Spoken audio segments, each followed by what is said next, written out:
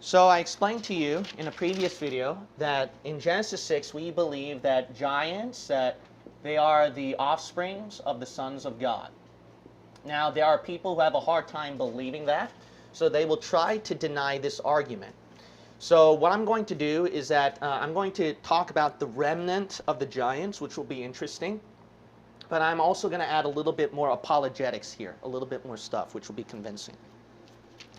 First of all, let's talk about what they believe in verse 4. So there were giants in the earth in those days, and also after that, when the sons of God came in unto the daughters of men, and they bare children to them, the same became mighty men which were of old, men of renown. So you know from this study that we argue that giants, in verse 4, you notice, if you paid attention, it shows that these giants are the offspring of the sons of God. But how they argue against that is, so look at that verse again. It says, there were giants in the earth in those days, and also after that.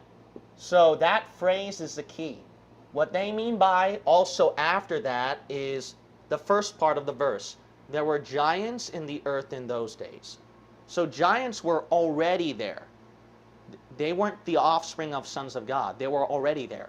And also after that, then what happened? When the sons of God came in unto the daughters of men. So here the sons of God intermingle with the daughters of men, and they produce, notice, mighty men, not giants. They give birth to mighty men. So that's how they get around that. Now in my previous video, I explained to you the problem with that verse. The problem with that verse is that, so I'm not going to mention all the points, just a simple part. There were giants in the earth in those days, notice semicolon, and also after that. So that phrase, also after that, is not referring to after there were giants in the earth in those days. Why? Because that part, there were giants in the earth in those days, ended with a semicolon. So the also after that is referring to something else. How do you know that? Because it ends with a comma. It's continuing the idea. Notice, and also after that, after what? What's continuing the thought? When the sons of God came in unto the daughters of men, and they bare children to them, the same became mighty men which were of old, men of renown. So the also after that phrase is simply saying, also after when the sons of God intermingled with the daughters of men, it produced those mighty men, which were the giants, we argued. So that's what the also after that was referring to, we argued. Now, the thing is, how we know that for a fact is this one. So here's the point here. Also after that is the crux here. So we have to figure out this. Also after that, is that phrase referring to after the sons of God intermingling? The critics will say no. But we argue yes. We argue that it's after when the sons of God intermingle, then what? The next step is giants. But they want it. The critics, they argue this way. They argue it's giants. It's giants first. There were giants in the earth in those days. And also after that, then it leads to the sons of God intermingling. That's how they want to argue, because they don't want the giants to be the offspring of this intermingling. So which step is right? Is it this one, giants first, also after that, then this one? Let me do this, that way it'll be easier. Is it giants first, then also after that, then sons of God intermingling? Or do we believe it's also after that, sons of God intermingling, then giants? The context is actually, look at verse 1. So in verse 1, they didn't read this part. And it came to pass, when men began to multiply on the face of the earth, and daughters were born unto them, what's first, the giants or sons of God intermingling? Sons of God intermingling. Verse 2, that the sons of God saw the daughters of men, that they were fair, and they took them wives, of which all they chose. So here are these sons of God grabbing these daughters of men, and notice how the Lord described them at verse 3. Look at this. And the Lord said, my spirit shall not always strive with man, for that he also is flesh. Yet his days. Remember that. Yet his days. So these days that the Lord was talking about, that man is living, when the sons of God were intermingling with them, those days, God says, shall be 120 years. What about those days? Verse 4, there were giants in the earth in what? Those days. So see that? So there's your answer right there. So it's definitely, look, context proved it. So this is supported by context. So not just every single part of verse 4, which we did in our last video, but even context proved it. Context proved that verse 1 through 2, sons of God intermingling, and because of that, in those days, the giants came up. All right, it's not giants first and sons of God intermingling. It's sons of God intermingling, then the giants. Now, here's something interesting as we look at the book of Genesis chapter 7. Genesis 7. Now, isn't it interesting that in Genesis 6, what did God say? God said that the end is come of all flesh, right? Now, here's a question. The question is this, is that, okay, so God drowned out all humans, animals, and even the mutants. But what about the creatures of the sea? Because Noah's Ark did not have an aquarium, obviously. He did not have every single class of fish. Here's another interesting thing. 1 Corinthians 15 says there is all manner of flesh. And remember, God said he'll destroy all flesh. Does that include fish? Well, 1 Corinthians 15 said, in different kinds of flesh, there's humans, birds, creeping things, animals, and fishes. It actually said that. Now, let's see how Genesis 7 describes about God destroying all flesh.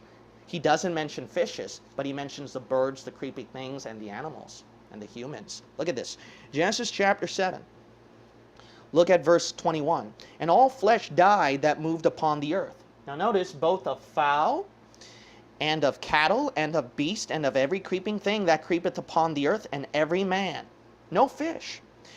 All in whose nostrils was the breath of life of all that was in the dry land died. Now that makes sense. Fish don't breathe in air. They don't do that. And every living substance was destroyed which was upon the face of the what? Ground. See, we're talking about the earth. That's why when God said God will drown the earth, in Genesis 1, the dry land was called what? Earth. Both man and cattle and the creeping things and the fowl of the heaven, and they were destroyed from the earth. Fishes are not mentioned. So here's the thing. What are you getting at, Pastor? What I'm getting at is this, is that when the sons of God intermingled with all sorts of animals, which I showed you at a different video, I'm not going to explain it on this one, but the sons of God, they intermingled with all kinds of things, humans and animals. That's why they were able to produce these kind of offsprings. Giants, or it can be mermaids, centaurs, satyrs, or God knows what. God knows what kind of offspring was produced.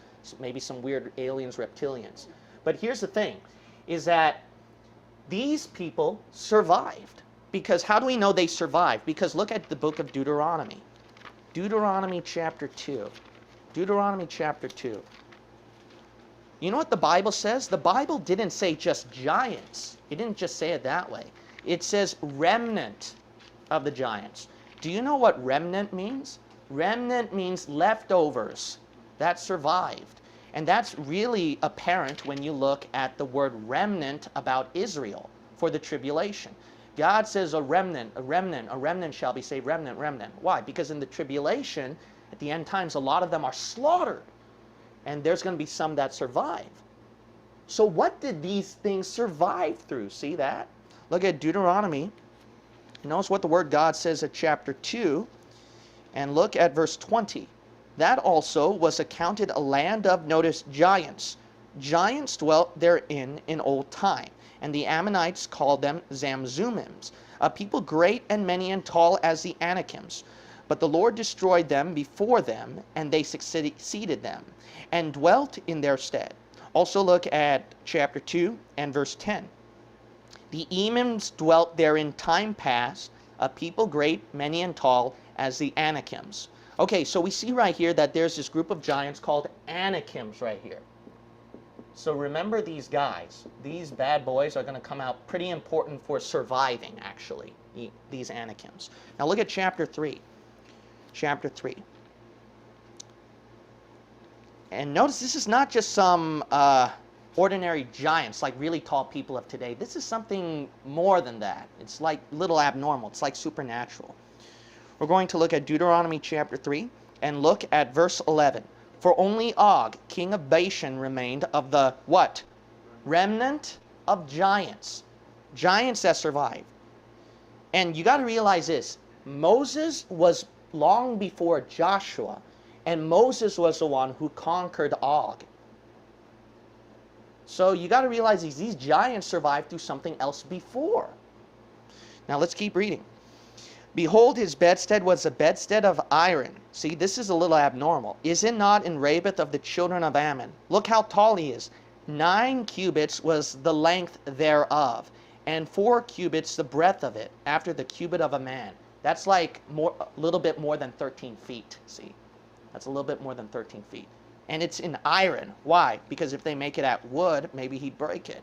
But notice the breadth of it, 4 cubits as well, see? So he's really wide right there. I think 4 cubits is 6 feet. I'm not sure. But that's like a pretty long thing for him. Okay, so we know this at Genesis 7, 21 through 22, that when it says all flesh, the thing is that it shows right here that the water, the aquatic animals, survived. So then how did these giants survive at Deuteronomy 2 and 3? Because it said remnant.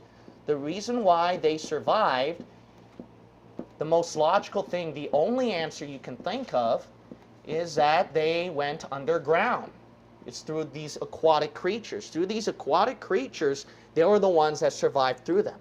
So perhaps these aquatic creatures, they intermingled again, and then they survived. It's also possible they could have went out to outer space, because a lot of when you're going to find demonic activity, it's in 2 places: outer space and bottom of the sea. That's what you're going to find out in the Bible.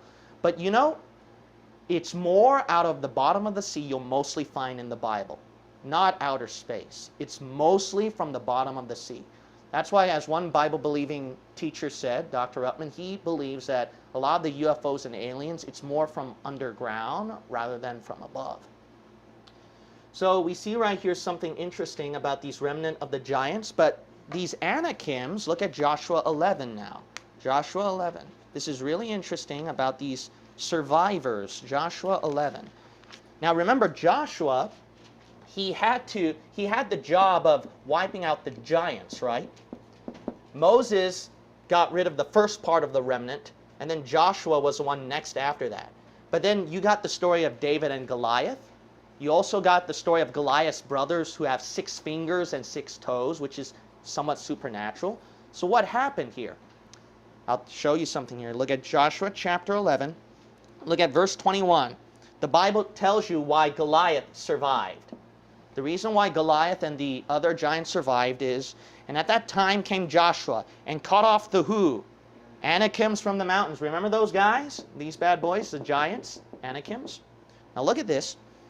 From Hebron, from Debir, and from Anab, and from all the mountains of Judah, and from all the mountains of Israel, Joshua destroyed them utterly with their cities.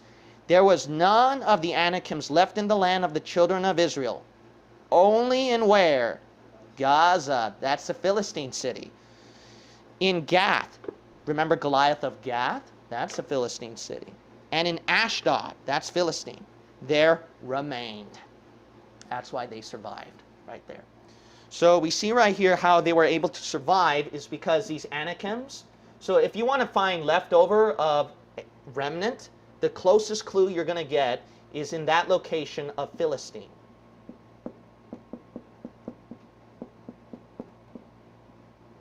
The Philistines would be the location.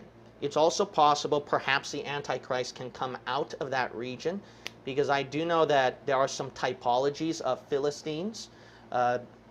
connected with the Antichrist somehow, so which is interesting. So it can be very possible.